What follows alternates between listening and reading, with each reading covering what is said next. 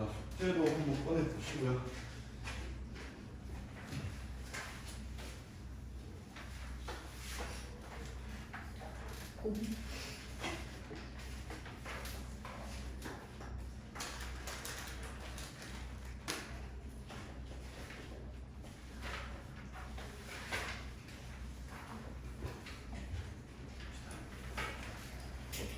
문제 말고 그냥 문제.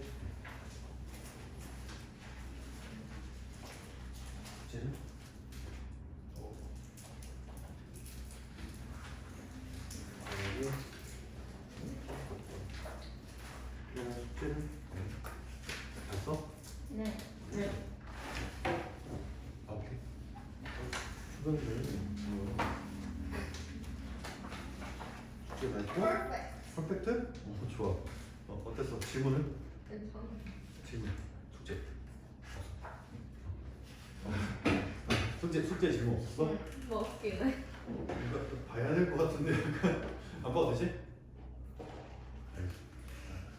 봐야지. 그래요. 이거? 네. 하고 어떤 거? 그럼 다른 거 없어? 이거 숙제는? 없어?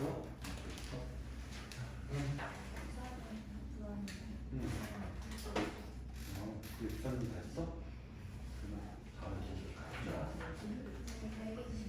아, 그 매겨 매기는 것까지 다음 시간에 다시 볼게.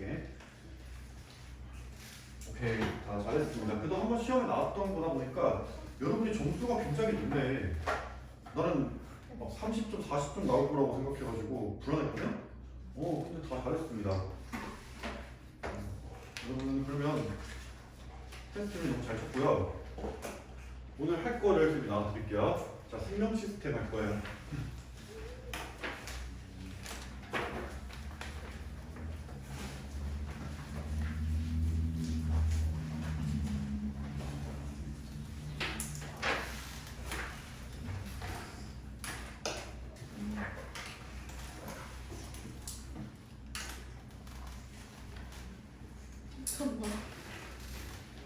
세포밥부터 보도록 합시다. 세포밥부터.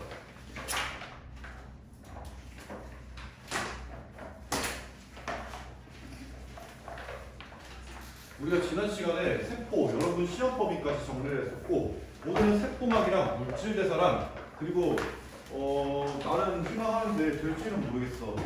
정보 흐름까지 좀 보고 싶습니다. 아 근데 또 시간이 이제 한 40분밖에 안 남았네. 오늘 40분 원래 6시 10분까지인데 6시간 20분까지 합시다. 하루 정도는 쉬는 시간 없어도 괜찮지 않나? 안 괜찮아? 우리 문제가 없었어요. 우리도 끼하네? 아니 저 문제는 쌤이 하루 정도 괜찮지 않나 하고 신시 안 맞아요. 두 번 정도는 괜찮잖아. 원래 3, 4번까지 안 되는 거야. 자, 세포막. 그래서 최대한 그렇게 안 되게 해줄게요.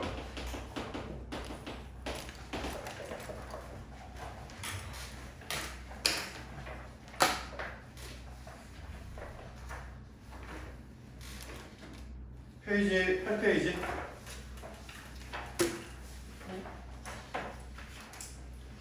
8페이지 이제 세포막 나오죠?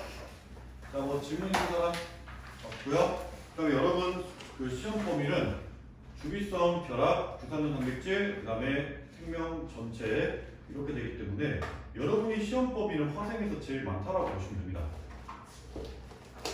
조금 타이트하게 할 수밖에 없어요. 자, 세포막 한번 보도록 합시다. 얘는 어떻게 되어 있냐면 음지질 유인축이라는 게 있어. 자, 그 그림 보시면 약간 콩나물 같은 것들이 이렇게 위아래로 대칭되어 배열되어 있습니다. 이런 식으로.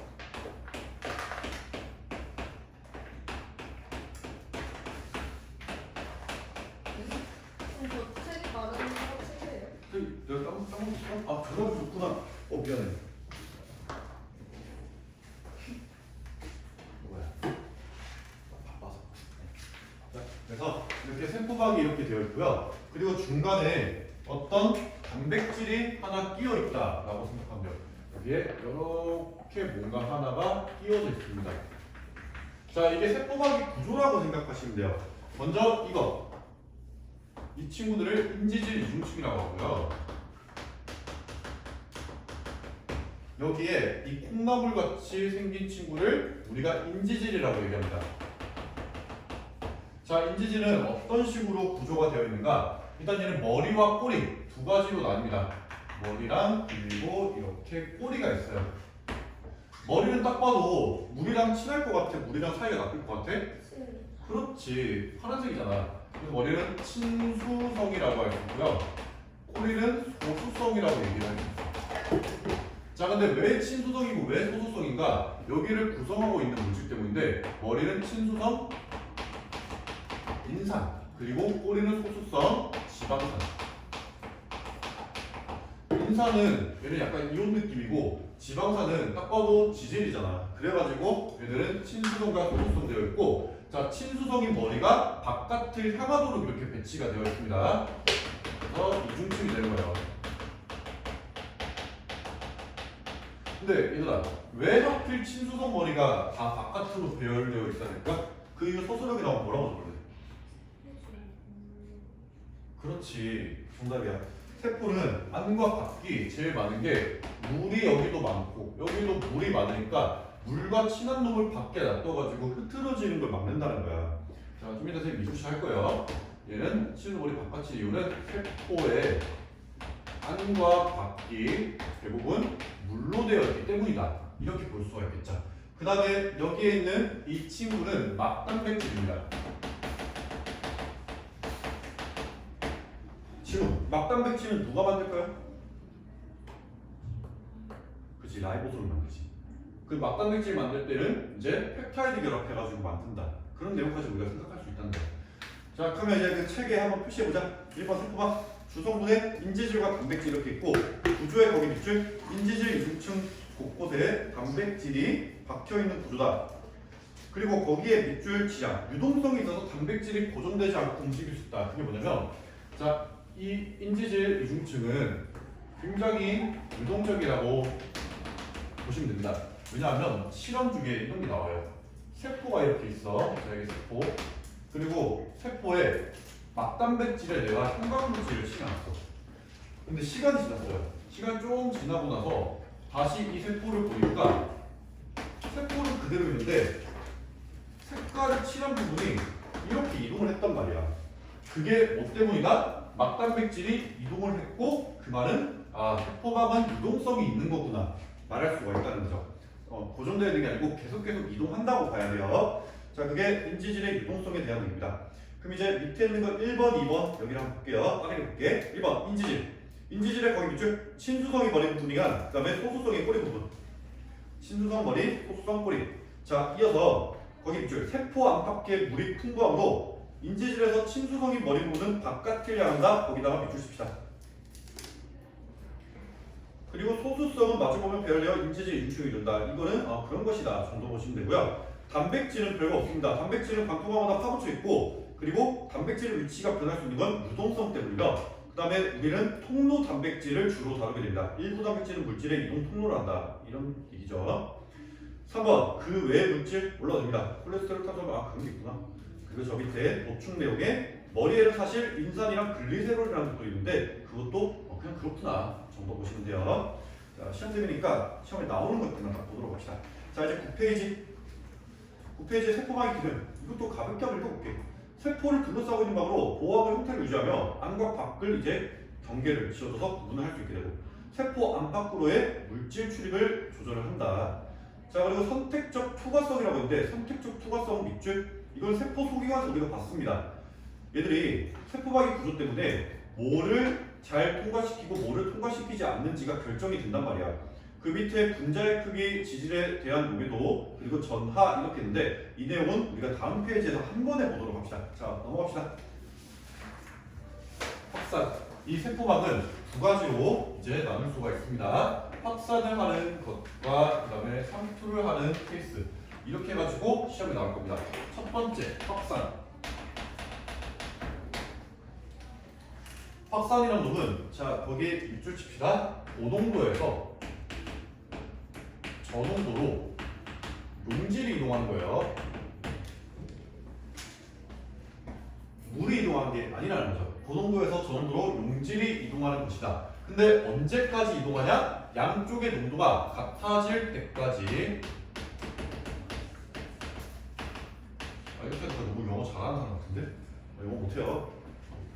뜨문뜨문합니다. 연기가 뭐야? 자, 그래서 농도가 같아질 때까지라고 생각하면 되고요. 그리고 확산은 에너지를 소모할까요? 안 할까요? 안 합니다. 내가 지금 여기다가 만약에 향수를 뿌렸어. 그럼 여러 번에 퍼질 텐데 그거 막 에너지 소모해서 퍼지나? 아니란 말이야. 자연적으로 일어나는 일이라고 보시면 됩니다. 자, 확산은 이제 두 가지로 나뉘어요. 어떤 게 있냐면 첫 번째 단순 확산이라는 게 있어요. 자, 여기 첫 번째 나오죠. 단순 확산. 일단 그 위에 밑줄 한번 치자. 에너지를 소모하지 않는다. 그래서 수동수송이라고도 얘기합니다.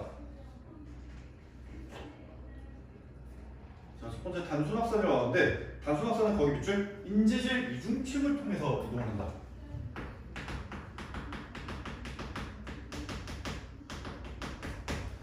무슨 말이냐면 이중층이 있고 막단백질인데 얘가 인지질 이중층을 통해 가지고 이동하는 애들이 있단 말이야. 그럼 걔들이 무엇인지 보는 건데요. 여러분 딱 봐도 누가 이동할 것 같아?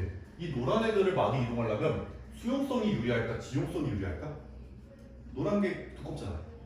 그럼 친해야 될까? 사이가 나빠야 될까? 노란 애들이야. 친해야겠지. 지용성 애들이 여기를 잘 이동해요. 왜냐면 이제 소수성 부분이 더 크기 때문에. 그래서 인지질 이중층으로 이동하는 애들이고 누가 이동하는지를 그대로 기억해야 됩니다. 자, 거기에 밑줄 칩시다. 작은 기체 분자, 지용성 물질.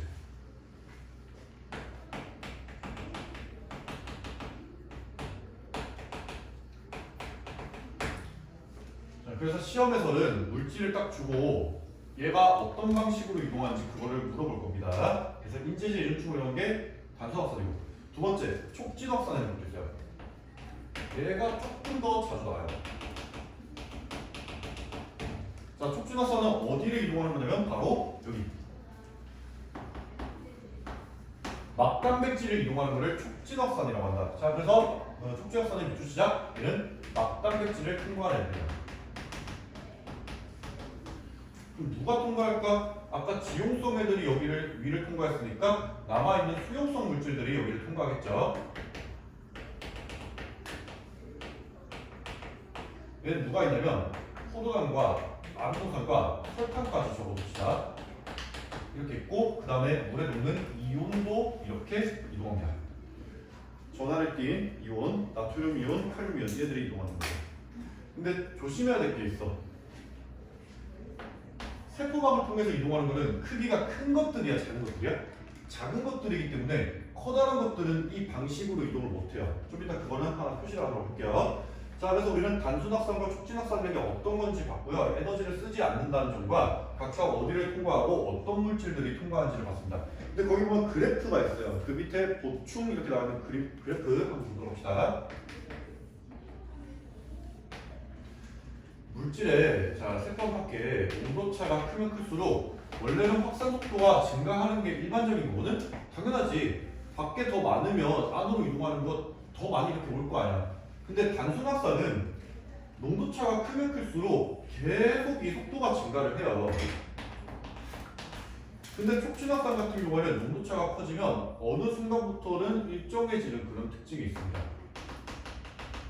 그래서 시험에서는 그래프 A, B를 주고 A로 통과하는 것은 어떤 물질이 있다, B로 통과하는 건 어떤 물질이 있다 이런 식으로 물어본다는 거야. 자, 촉진 확산, 단순 확산. 근데 왜 촉진 확산은 이렇게 이동할까? 얘들아, 막단백질이 많을까요, 적을까요? 인지질 이중층의 부피에 비해서 작아요. 작기 때문에 얘는 이동을 시켜주는 막단백질이 모두 사용 중이라면 이제 밖에서 아마 대기를 타도 그걸 통해서 이동을 못할 거 아니야. 그렇기 때문에 이때부터 속도가 일정해지는 이유 거기 나와 있습니다. 한번 볼게요. 촉진 확산 거기 밑줄 시작. 물질의 이동에 관여하는 막단백질이 모든 물질을 이동시키고 있기 때문에 모든 막단백질이 이용 중이기 때문에 막단백질의 수와 기능에 한계가 있기 때문이다. 이렇게도 말할 수가 있겠죠. 자, 그리고 그 밑에 심화 보면 거기 밑줄 단백질과 같은 매우 큰 고분자 물질은 세포방울 통해 확산이 불가능하다. 그래서 골지체가 싸가지고 보내주는 거예요. 결국에 이 확산이라는 것은 작은 애들만 여기를 통해서 이동을 하는 그런 상황을 우리가 보는 것이다. 자, 이렇게 말할 수 있겠죠. 여기까지가 이제 확산이었고요. 이제 다음 페이지에서 상투 쪽을 보면 세포막은 끝이 납니다.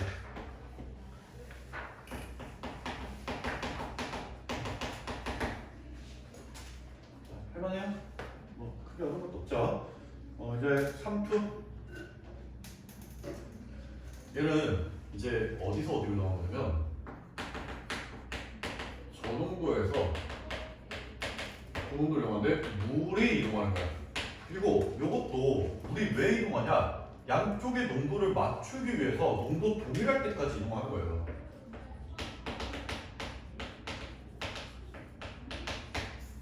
근데 중요한 게 하나 있습니다. 자, 거기다가 하나 표시합시다. 사실 확산도 그런데 상투의 그 밑에 상투의 특징 세 번째 거에 보시죠. 농도가 동일해져도 물은 끊임없이 양방향으로 이동한다. 항상 양방향으로 이동한다는 거예요. 그게 누가 더 큰지 작은지에 따라 가지고 크기가 변하고 이렇게 되는데 어쨌든 간에 항상 양방향으로 이동한다는 것은 우리가 알아둬야 됩니다. 그럼 쌤이 삼투 그림 하나 그려가지고 보여드린 다음에 이거 한번 문제 유형을 보도록 하겠습니다. 너무 크게 그렸는데?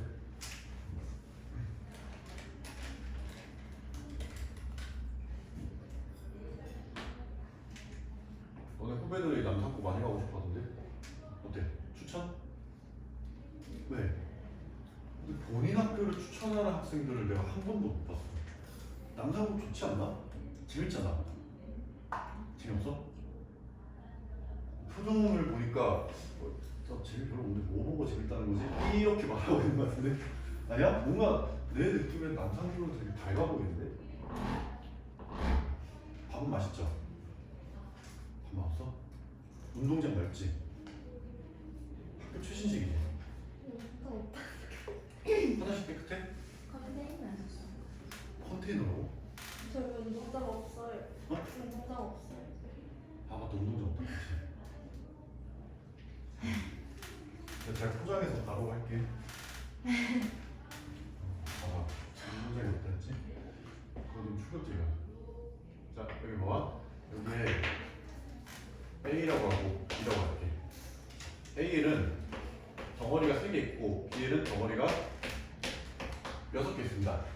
근데 이 반투과성막이 용지는 통과 못 시키고 용매만 통과시킨다고 할 때, 자, 물은 어디서 어디로 이동할까? B에서 A, 아니 A에서 A에서 B로 이동하겠죠. 그래서 다음 그림을 보면 얘가 어떤 식으로 변해 있냐? 물이 여기는 줄어들게 되고 여기 물이 많아지게 됩니다.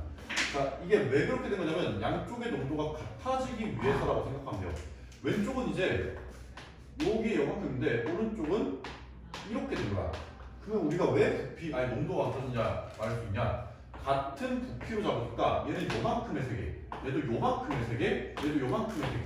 똑같은 부피로 잡으면 이제 셋의 농도가 동일하게 되고 이쪽은 오른쪽에 있는 거다. 이렇게 말할 수가 있겠죠. 그래서 물은 A에서 B로 이동해서 이제 둘의 농도를 같게 해주는 게 상투다라고 말할 수 있는 거예요. 자, 그러면 이 상투가 세포에서는 어떤 식으로 작용을 하느냐 그걸 볼 건데, 동물과 식물 세포 그 밑에 있는 그림이 이렇게 나옵니다. 저장액, 등장액, 고장액이라고 있는데요. 저장액, 등장액, 고장액. 저장액은 농도가 낮은 용액이고요. 보통 증류소가 나옵니다. 등장액은 농도가 세포랑 똑같은 거고, 고장액은 농도가 높은 소금물 이런 게 나와요. 자, 그러면 동물 세포를 집어넣었을 때랑 식물 세포를 집어넣었을 때 그 차이를 보도록 합시다. 먼저 등장액 적혈구를 넣었다. 적혈구를 넣으면 이 적혈구 같은 경우에는 물을 밖으로 내보내지만 들어오기도 해요. 그래서 이 들어오고 나가는 게 똑같아서 모양이 유지가 됩니다. 근데 저장액, 얘들아, 저장액이면 들어온 게 많을까 아니면 나가는 게 많을까? 나가는 거, 들어온 거? 밖에 농도가 작아. 농도가 작은 데서 높은 데로 오는 거야. 이 저장액은 이제 그냥 하나 써버립시다. 위에다가 뭐라고 쓰냐면 이제 세포 내로 유입량이 큰 거예요. 저장액은 세포 내로 유입량이 큰 거예요. 그렇기 때문에 물이 엄청 많이 들어와가지고 요만큼 들어오고 조금 나가니까 이게 빡빡해진단 말이야. 근데 빡빡해지다가 못 버티면 터져버려요. 터져가지고 물이 새어나가. 이 상황을 우리가 용혈이라고 합니다. 자, 저장액은 용혈 현상이 발생할 수가 있다. 그런 내용 되겠죠. 자, 그 다음에 고장액. 고장액은 저 끌고 와서 찌그러지는 거 보이죠? 여기도 적읍시다. 고장액은 이제 세포 밖으로 유출량이 많은 거야. 그래서 물을 더 많이 뺏기고 적게 들어오니까 이렇게 쪼그라들게 된다는 거죠. 목욕탕의 손가락 생각하면 좀 편합니다. 자, 그럼 이어서 식물. 식물에서는 그러면 어떻게 했냐? 동물과 식물은 명확한 차이가 생기는데 그건 바로 누구의 누구일까? 누구의 누구일까? 이렇게. 운동체? 세포벽. 세포벽의 차이죠. 세포벽이 있고 없고 그것 때문에 얘들의 모양 차이가 생긴다. 자, 먼저 등장액에서는 식물도 세포가 그대로 있어요. 근데 고장액에서도 우리 눈으로 볼 때는 세포가 그대로 있고 저장액에서도 세포가 그대로 있는 건데 쌤이 세포벽을 갑옷이라고 했습니다. 그래서 갑옷 입고 살이 쪄도 갑옷 입고 살이 빠져도 티 안 난다 했잖아. 무슨 얘기냐? 세포질을 쌤이 이렇게 주황색으로 칠해볼게요. 이러면 들어오는 거랑 나가는 게 같으니까 얘는 똑같아. 근데 저장액은 들어오는 게 훨씬 많아. 요만큼 들어오고 이만큼 나가요. 그러면 이 세포질이 물 많아서 빵빵하게 부풀어가지고 밀어냅니다. 팽팽해져요. 팽팽해지지만 터지진 않아. 그걸 우리가 팽윤이라고 합니다.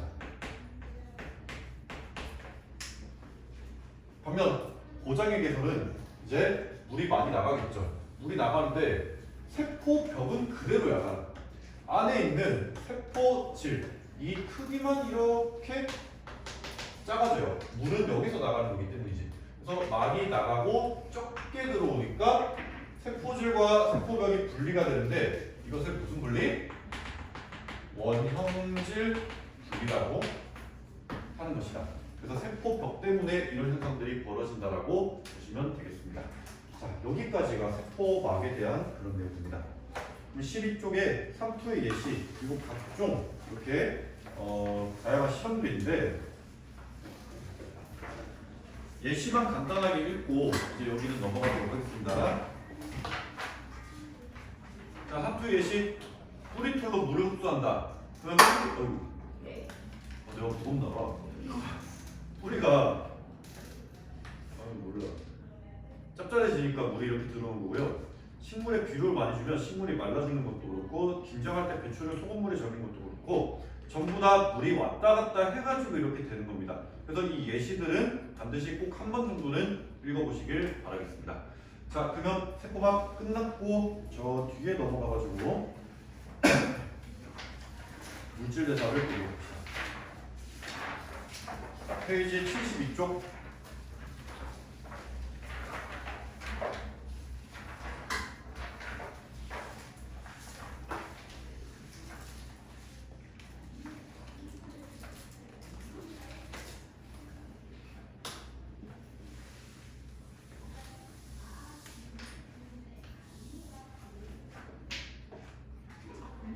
뭘 하고 있는 거야? 모습 뭐 하고 있어? 그 먹는 거 먹어도 돼요. 원래 이렇게 없던데? 쌤 수업 시간에 먹는 거 뭐라 안 한다. 배고프면 가져와서 먹어. 야, 무슨 먹고 살자고 하는 거 먹는 거 말고 뭐야? 안 나가요. 내가 말했지. 수업 시간에 치킨만 안 먹으면 됩니다. 진짜요? 아, 진짜 안 돼. 수업 시간에 KFC 치킨을 먹던 학생이 옛날에 있었습니다. 아, 제발 그런 거만 하지 말자. 그거 안 했잖아. 아니 막 수업하는데 크리스피 냄새가 나는 거야. 뭔가 고소하고 막 그런 식욕을 자극하는 냄새가 나고 대체 뭔데 반에 한 10개 있었거든? 애들 뒤를 이렇게 봐. 보니까 어떤 애가 여기다가 TFC 막 써야 영화가 있냐고. 그런 거 나오면 됩니다. 자, 다른 데서 여기 아니야. 다른 데 말하는 거야. 물질 대사와 자, 이거 이제 보겠습니다. 72쪽에 이거 물질 대사 효도를 쌤이 조금 요약해가면서 진행할 테니까 집중해서 보도록 하고요. 자, 그리고 여기 정보 흐름 나한테 안 들었던 사람 없죠? 나한테 안 들었었나? 호돈 이거. 들었어요. 벗었는 거를 누르면 정보 흐름이 그건지 모르겠어요. 코드 그거 똑같은 거야. 자, 그럼 물질 대사를 한번 보겠습니다.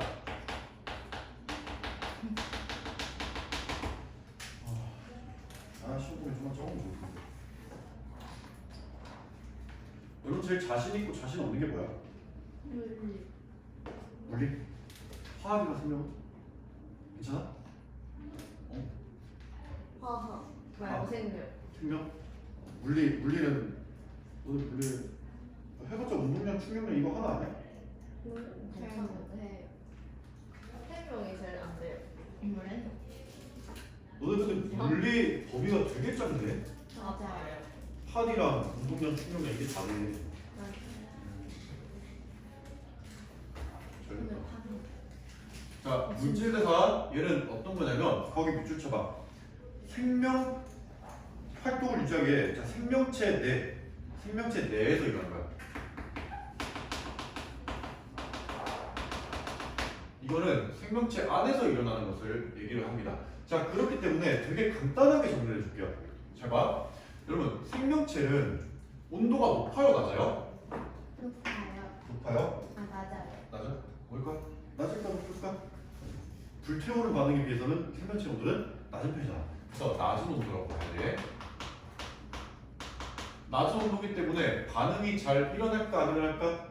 안 일어나죠. 그러니까 도우미가 필요하고 그 도우미가 효소입니다. 자, 낮은 온도라서 얘는 반응이 적기 때문에 효소가 필요합니다. 이 효소는 도우미라고 생각하면 됩니다. 자, 거기 어디다가 밑줄 치냐면 2번에 선생님이 말하는 거 밑줄 체온 정도의 낮은 온도에서 반응이 쉽게 일어난다. 그 위에 효소의 동그라미. 효소라는 애가 있기 때문에 반응이 되는 거예요. 그래서 모든 물질 대사, 광합성이든 소화든 항상 효소라는 게 있어야만 반응을 할 수가 있다. 볼 수가 있겠죠? 그다음 두 번째, 얘들아 생명체는 강할까 약할까? 약하지. 약하기 때문에 반응이 한 번에 일어나면 망가질 수도 있단 말이야. 그래서 단계적으로 반응이 일어나. 자, 그 내용이 어딨냐면 세 번째, 단계적 반응이 일어난다. 밑줄 치고 그리고 거기 밑줄 시작 중간 생성물을 거친다. 중간 생성물.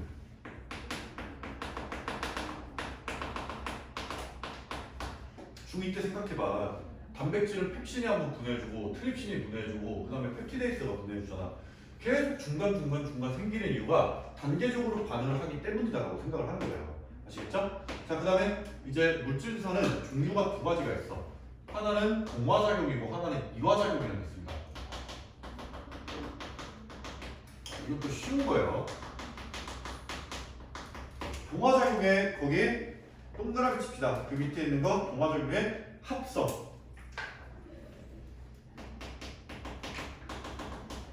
이화작용은 분해 동그라미. 합성과 분해를 생각하시면 됩니다. 여러분 그러면 합성할 때 에너지를 흡수할까? 분해할 때 에너지를 흡수할까?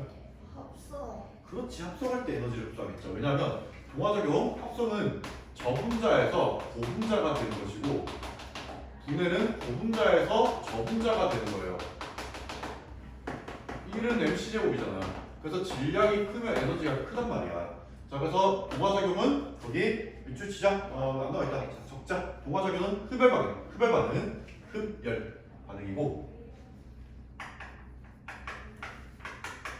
이화작용은 발열 반응이라고 보시면 됩니다. 이러면 물질 대사가 벌써 다 되었어요. 생명체에서 일어나는 것이거든요. 생명체에서 일어나는 것이고 낮은 온도라서 효소가 필요하고 단계적 반응이 일어나는 중간 생성물이 만들어지고 동화랑 이화 이렇게 되는데, 자 내가 물어보는 건 동화인지 이화인지 맞춰봐. 펩타이드 결합 동화. 동화. 그 다음에 광합성 동화. 세포호흡은 이화. 그 다음에 소화. 모든 소화작용은 이화. 그치, 그렇게 되는 거야. 모든 거는 둘 중 하나, 모 아니면 도로 이렇게 진행이 된다. 자 그러면 72쪽에 있는 내용은 다 했습니다. 더 이상 볼 거 없고요. 73쪽에 이제 보충 내용이라고 적혀있고, 물질 대사와 연소를 비교한 게 있습니다. 근데 이거는 시험에 잘 안 나옵니다. 연소는 뭐냐면 눈으로만 볼게요. 세포호흡이든 연소든 간에 에너지가 출입하는 건데, 연소는 고온에서 연소하기 때문에 도와주는 애가 필요가 없어. 촉매라는 게 불필요합니다. 자, 참고로 촉매라는 게 뭐냐면 이 효소가 생체 촉매거든요. 촉매는 반응을 촉진해주는 매체라는 거야. 반응 속도를 높여주는, 촉진해주는 매체가 촉매라는 거예요. 근데 왜 생체가 뭐냐? 단백질로 만들어져 있으니까. 그래서 생체 촉매라고 하는 겁니다. 근데 연소는 굳이 그게 필요가 없다는 거지. 왜냐하면 거기 나와 있듯이 고온 400도가 넘어가는데 왜 도우미가 필요해? 그리고 망가지든 아니든 알 바 아니니까 한 번에 반응을 시켜버린다는 것까지 이렇게 아시면 되겠습니다. 자 이제 다음 효소의 작용. 그럼 이 효소는 어떤 것인가? 여러분 그 효소라는 거, 이거는 쌤이 지금 적어주는 세 단어만 기억하시면 효소는 끝나요. 효소 거기다가 적읍시다. 뭐라고 적냐면 하나는 이렇게 단백질을 만드는 거야. 그 다음에 두 번째는, 세 번째는 이거예요. 효소는 이렇게 세 글자에, 세 글자? 세 단어? 세 글자에 세 단어? 이거 가지고 알 수가 있습니다. 자, 먼저 이것 때문에 나타나는 걸 얘기해 봅시다. 여러분, 단백질은 뭐에 약해? 변성시키는 요소 두 가지. 열, 산, 그치. 열과 산에 민감합니다. 열과 산에 민감하고, 만약에 열과 산을 잘못 받으면 단백질은 어떻게 됩니까? 그렇지, 변성될 수가 있단 말이야. 자, 변성되면 입체 구조가 파괴가 되는 말이지. 그래서 단백질은 열과 산에 민감해서 효소도 마찬가지로 열과 산 때문에 망가지는 경우가 있다. 자, 그리고 두 번째, 한 놈만이라고 있는데 이 효소라는 거는 1:1 매칭이야. 왜냐하면 한 종류의 효소는 한 종류의 반응물이랑만 반응을 합니다. 무슨 얘기냐면 아밀레이스는 뭐를 쪼개는 애야? 노말. 그치? 말테이스는 누구를 쪼개내지? 포도당. 말테이스, 엿당을 쪼개서 비슷했다. 그리고 펩신은 누구를 쪼개는 거지? 단백질. 그렇지. 근데 펩신이 녹말을 쪼개? 아니잖아. 그래서 한 종류의 효소는 한 종류의 반응물만 쪼갠다는 게 이 한 분만입니다. 이거 이제 우리가 뭐라고 하냐면 기질 특이성이라고 합니다. 기질이란 게 반응물의 다른 말이에요. 그래서 얘는 옆에다가 추가 내용 좀 적어줄게요. 한 종류의 효소는 한 종류의 기질에만 작용을 한다는 거예요. 기질과 반응물이 같은 말이에요. 자, 그 다음에 마지막 재사용. 재사용은 뭐냐면 효소는 반응이 끝난 뒤에도 남아있어요. 망치입니다. 망치 가지고 종이상자 부쉈도 하고 망치가 부서지나? 아니잖아. 그래서 효소는 이제 반응 후에도 그대로 있어. 그렇기 때문에 효율이 굉장히 좋다는 거지. 적은 양으로도 효율이 높다. 자, 이게 효소의 특징들입니다. 근데 이거는 효소 자체의 그런 얘기들이고 효소의 역할은 아니에요. 그럼 효소의 역할도 한번 얘기를 해보겠습니다. 얘는 대체 뭐 하느라 우리가 쓰는 것인가? 자, 바로 얘는 활성화 에너지라는 걸 줄여준다.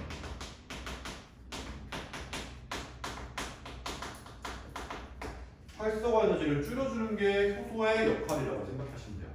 활성화 에너지를 낮춰준다. 이제 그러면 뭐 책에 있는 내용도 있는데 책에 있는 거 밑줄만 치면서 보겠습니다. 이제 요게 메인 포인트고요. 요것들은 이제 효소의 특징들, 효소 자체의 그런 얘기들이 되겠습니다. 자, 그러면 활성화 에너지가 뭔지 얘기를 해드릴게요.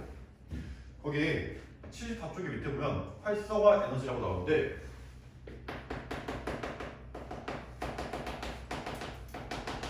제 시간 맞출 수 있겠다. 아 잠깐만, 생명 시스템 정보 흐름이어야 되는데 여러분 그 정보 흐름은 좀 그때 배웠을 때 이해가 잘 됐어요? 괜찮았어?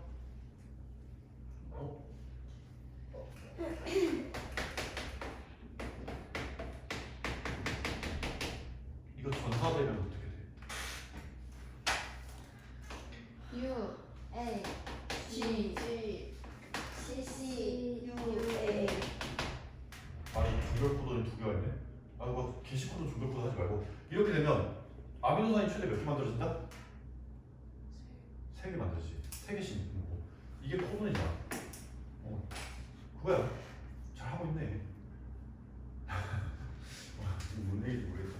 아무튼 쌤이 얘기하고자 건 만약에 정보 흐름 잘 모르겠으면 우리 했던 영상도 있고 쌤이 또 클리닉을 좀 적어놓을게요. 이 시간 때 자유롭게 와가지고 질문하면 되니까 편하게 이 학원 시스템을 이용하시면 됩니다.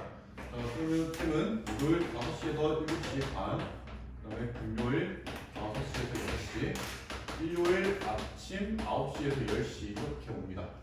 그때 오셔가지고 문제를 다 풀어 가시면 돼요. 셋 다 안 되나? 셋 다 안 되는 사람? 셋 다 안 돼? 셋 다 안 돼?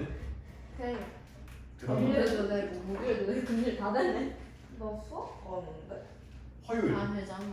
응? 다 되잖아. 수학 네? 과고 영어는? 선생님 한 개 더 해야 되나?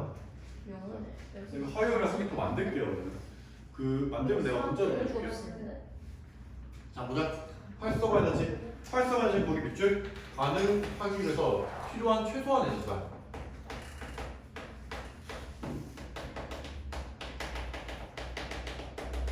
근데 여기다가 약간 나만의 방식으로 하나 적어줄 건데 이렇게 적자. 얘는 올라야 하는 언덕의 높이. 올라야 하는 언덕의 높이라고 생각하면 좋습니다. 자 이게 무슨 말인지 한번 보여드릴게요. 여러분 동화 작용과 이화 작용의 그래프를 그려볼 건데 활성화 에너지 한번 맞춰봐봐. 첫 번째 이거 동화 작용일까 이화 작용일까? 동화죠. 왜냐면 낮은 에너지가 높게 되기 때문에. 그러면 활성화 에너지 1번, 2번, 3번, 1번. 알려준 거 2번. 2번 올라야 되는 에너지. 사람이 여기까지 가는데 필요한 거야. 이거 산 올라가는 거라고 생각하면 되는데 봐봐. 산이 이렇게 있어. 그리고 여기에 어떤 사람이 있습니다. 학교가 여기 있어요. 그러면 이 사람이 올라가는데 에너지 필요한 거는 이거잖아. 내려갈 때는 뭐 하면 돼요? 그냥 포대 타고 내려가면 되죠. 그런 것처럼 올라야 되는 에너지 높이 이거를 우리가 활성화 에너지라고 하고 여기서 2번이 되는 거지. 그렇죠? 근데 사람이 건강한 사람만 있나? 뭐 이런 애도 있겠죠.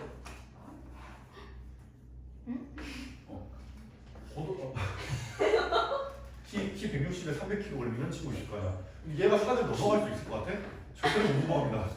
그래서 효도가 해주는 게 효도는 얘까지 넘어가게끔 해주는 애란 말이야. 자, 그럼 어떤 작용 하는지 여기다가 다시 해볼게요. 동화 작용이 이렇게 있는데요. 자, 활성화 에너지 첫 번째. 얘는 반응물이 생성물이 되기 위해서는 이만큼, 자, EA가 활성화 에너지예요. 액티베이트 에너지. 이만큼이 필요했어요. 근데 효도는 어떤 역할을 해주냐? 효도는 이 에너지 높이를 낮춰줍니다. 이렇게 산을 깎아준다는 거지. 자, 그래서 효도가 산을 깎으니까 산의 높이가 이렇게 됐어. 그럼 어떻게 돼? 올라야 하는 높이가 감소했죠. 그럼 이제 이 친구도 이렇게 넘어갈 수 있다는 거야. 반응 가능한 분자수를 많게 만들어주는 게 효도 역할이라는 거예요. 자, 그래서 활성화 에너지 언덕의 높이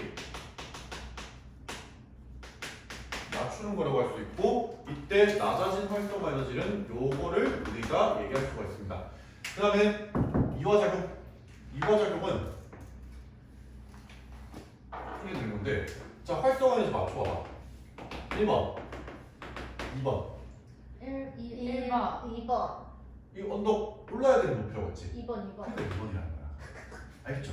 올라야 되는 언덕의 높이라고 생각하면 쉽게 할 수 있어요. 그래서 얘는 활성화 에너지가 첫 번째는 이거였는데 자 효소가 또 산을 깎아줬어. 산을 깎아주니까 어떻게 됩니까? 이렇게 되어가지고 활성화 에너지가 낮아진 이런 상황이 된다는 거지. 효소는 그래서 활성화 에너지를 낮춰서 쉽게 이 에너지를 넘어갈 수 있게 해주는 것이다. 이게 중요한 내용이야. 자 그러면 효소 반응에서 에너지를 넣자. 그 세 번째 칸에 에너지가 있죠. 효소가 반응에 참여하면 활성화 에너지가 낮아진다. 근데 뒤에 반응열이라는 게 또 나온다. 또 희한하네. 그렇죠? 그 반응열은 뭐냐면 이거예요. 이게 반응열이야. 이거 변할까 안 변할까? 안 변해요. 그 반응열에다가 하나 적어봅시다. 반응열 이렇게. 자, 얘는 개념이 뭐냐? 반응열과 생성물의 고유 에너지 차이인데 중요한 게 뭐냐면 얘는 절대로 무슨 일이 있어도 안 변합니다. 온도가 뭐 엄청 높아지고 효소가 뭐 1톤이 들어가도 상관없어요. 반응열은 변하는 게 아닙니다. 반응열도 중국 나와요. 자 그러면 활성화 에너지에 대해서 약간 심화적인 개념 하나 하고 이제 효소의 다른 것들을 본 다음에 마무리하겠습니다. 자 좀 이 친구는 변화시키는 요인이 단 하나밖에 없습니다. 자, 거기에 밑주시작 1 활성화 에너지 밑에 화살표 뒤에 또 글씨체 다른 거 하나 있잖아. 온도나 효소의 농도와 관계없이 효소의 유무에 따라 달라진다. 활성화 에너지는 오직 효소 유무에 이제 달라진다는 거예요. 그럼 이거 맞춰봐봐. 자, 세 가지. 만약에 어떤 반응이 있어. 효소가 없는 반응이야. 이때 활성화 에너지가 100이래. 근데 두 번째, 효소가 2톤이 있습니다. 2톤인데 활성화 에너지가 2래. 근데 세 번째, 효소가 0.02g 있어요. 그러면 활성화 에너지가 얼마일까요? 효소 없을 때 활성화 에너지 돼. 2. 그렇지, 2가 되는 거지. 유무에만 관한 거지. 효소가 많고 적고는 활성화 에너지를 바꾸지 않는다는 거야. 아시겠죠?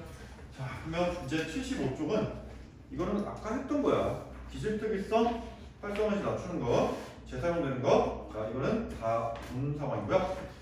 이제 쭉쭉 넘어가가지고 76쪽, 77쪽은 이거는 지금 넘어가겠습니다. 오늘 마지막 78쪽.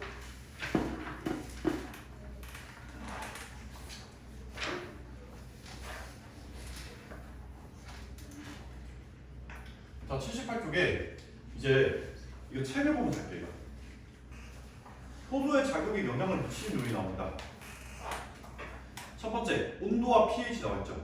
자, 보시면 효소는 주성분이 단백질이므로 일정 온도와 pH 벗어나면 단백질이 입체구조로 바뀌어가지고 반응 속도가 이렇게 망가진다. 1번, 최저 온도 36.7도. 이게 우리 인간의 온도인데 그쯤에서 이제 효소는 최적의 온도가 발생합니다. 그래서 사람의 효소는 대부분 체온 범위에서 최저 온도다. 이때 반응이 잘 일어나지. 만약에 최저 온도보다 너무 높아져 버리면 얘는 온도 때문에 변성이 된다는 거야. 두 번째, 최적 pH. 자, 최적 pH에서 오개념이 좀 자주 발생하는 거죠. 어떤 오개념이 발생하냐? 펩신은 지금 pH 2에서 잘 발생하고 있어요. 그게 무슨 말이냐면 산성 환경이라고 무조건 효소가 망가지는 거 아니에요.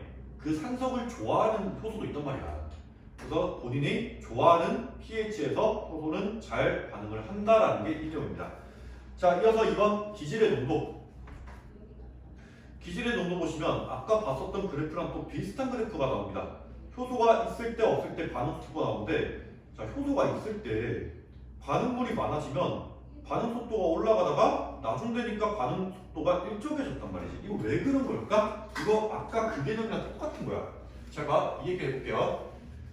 자, 여러분 봅시다. 마지막에는 상담사가 있어요. 그 다음에 손님이 있습니다.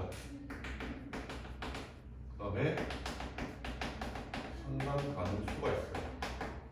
근데 상담사를 그냥 10명이라고 하겠습니다.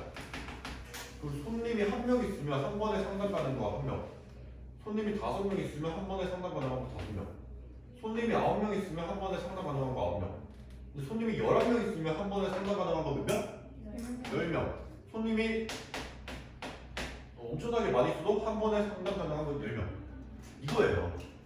이게 효소야. 효소는 숫자가 정해져 있잖아. 그러니까 반응물이 암만 많이 와도 이 맥시멈 효소의 기능과 약에는 한계가 있기 때문에 반응 속도는 어느 순간부터는 일정이 된다. 이런 얘기가 되는 거지. 어떤 얘기인지 알겠어? 자, 그래서 나와 있는 거 봐. 효소와 기질의 결합이 포화 상태에 이르렀기 때문에 나에서는 더 이상 증가하지가 않는다. 그러면 어떻게 해야 돼? 효소를 더 넣어줘야지. 상담사를 더 고용해야 더 상담을 잘할 거야. 자, 여기까지입니다. 여기까지고요. 숙제는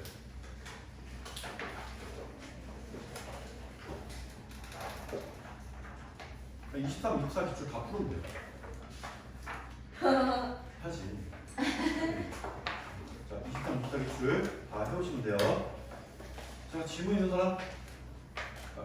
나도 오늘 숙제 많이 주는 거 그렇게 안 좋아하는데 이거 다 해요? 응? 아, 차이는 기출만. 펄스로만 풀면 돼. 아, 난 스킬 맞춰주는 근데 약간 좀 줄여줄게. 다 할 수는 없습니다. 왜냐면 여기 기본 문제도 있거든. 일반 문제도 있어요. 그 일반 문제를 이렇게 넣은 거야. 이거는 풀면 좋지만 안 풀어도 큰 문제는 없다. 그러니까 뭐 82쪽, 83쪽 이렇게 있는 문제도 있잖아. 요거는 일반 문제, 일반 문제.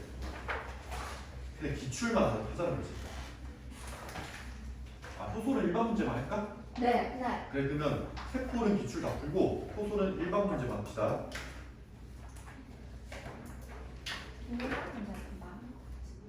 그럼 아니야.